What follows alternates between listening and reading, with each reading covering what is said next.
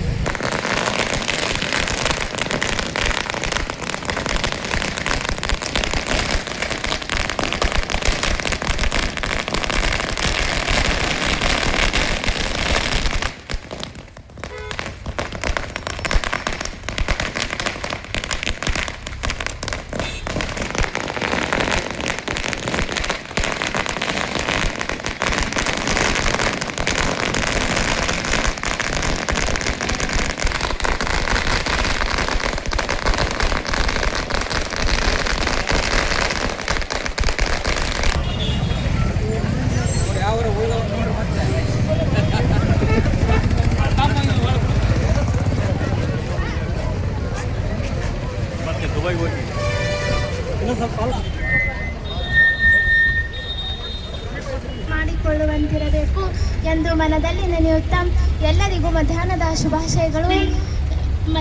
ಶುಭಾಶಯಗಳನ್ನು ತಿಳಿಸುತ್ತಾ ಇವತ್ತು ಈ ಸಂದರ್ಭದಲ್ಲಿ ನಾನು ನಮ್ಮ BSc ನರ್ಸಿಂಗ್ನ ಕಾಲೇಜಿನ ಬಗ್ಗೆ ಹೇಳಲು ಇಷ್ಟಪಡುತ್ತೇನೆ. ಏಕೆಂದರೆ ನಮ್ಮ ಯಲಬುರ್ಗಾ ತಾಲೂಕಿನಲ್ಲಿ BSc ನರ್ಸಿಂಗು ಕಾಲೇಜು ಬರಬೇಕಂದ್ರೆ ಮೊದಲು ನಾವು ಬಸವರಾಜ ರಾಯರೆಡ್ಡಿ ಸರ್ಗೆ ತುಂಬ ಧನ್ಯವಾದಗಳನ್ನು ಹೇಳಬೇಕು.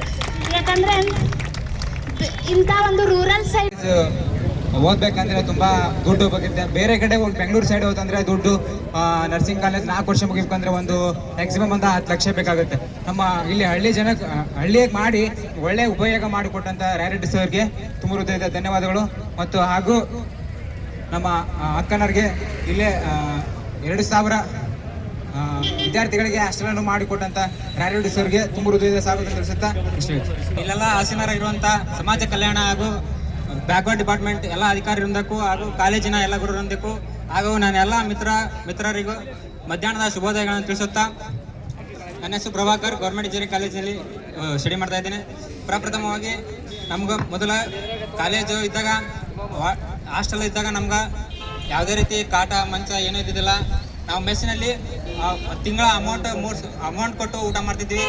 ಇವಾಗ ನಮ್ಮ ಹಾಸ್ಟೆಲ್ ಒಂದು BCM ಹಾಸ್ಟೆಲ್ ಆಗಿ ಹಾಗೆ ಕಾಟ ಸ್ಟಡಿ ಮಾಡೋದಕ್ಕೆ ಸ್ಟಡಿ ಟೇಬಲ್ಲು ಬೆಡ್ ಎಲ್ಲ ಈಗ ನಮಗೆ ಪ್ರೊವೈಡ್ ಮಾಡಿದ್ದಾರೆ.